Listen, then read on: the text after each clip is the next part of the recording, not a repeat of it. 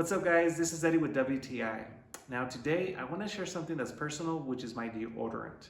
Now many people think deodorants are all the same, the better they smell, the better they are.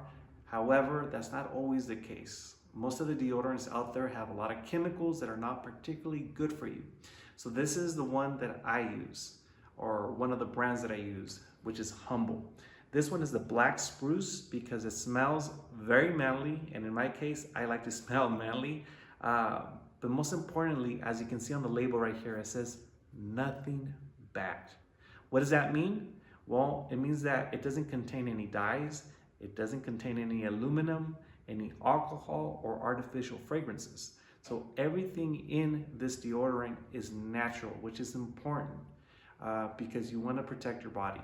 Now, it smells really good. It smells like an actual spruce tree. It goes on very, very clear. Let me show you. As you can see, it's a little glossy, but it's actually pretty clear. And it doesn't leave any residue on your clothing and it lasts all day long. I love this particular brand, Humble, and especially this scent, the black spruce. Highly recommend it. I think you will like it too. And that's my point of view.